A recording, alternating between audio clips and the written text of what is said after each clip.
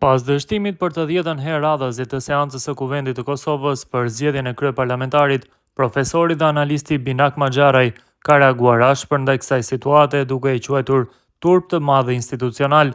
Ai ka propozuar masa drastike, duke thënë se hyrjet dhe daljet e Kuvendit duhet të bllokohen në mënyrë që deputetët të mos dalin pa e kryer detyrën e tyre.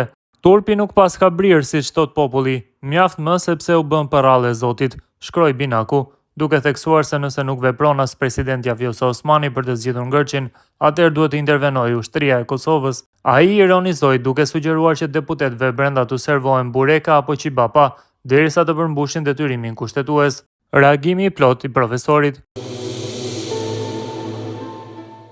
dështoi edhe seanca e 10 e parlamentit, të mbyllën hyrjet e daljet e parlamentit të Kosovës që të mos dalin deputetët, përderisa nuk e zgjedhin kryeparlamentarin. Mjaft më sepse u bën përralla e Zotit. Për herë të 10 dështoi seanca për zgjedhjen e kryeparlamentarit nga radha e lëvizjes vetëvendosje, që për propozim ka Albulena Axhiun, një aktiviste e denj në këtë parlament. Turp, por turpi sipas deputetëve s'pas ka brirë, siç thot populli. Kjo situatë nuk mund të vazhdojë më pa kufi. Ose duhet të intervenojë presidentja për zgjidhjen e këtij ngërçi politik, ose ushtria e Kosovës t'i bllokojë hyrjet dhe daljet nga kuvendi, që të mos dalin deputetët derisa të zgjedhin kryeparlamentarin, por deputetëve brenda duhet u servohen byreka e qebapa përderisa të kryejnë punën e vet.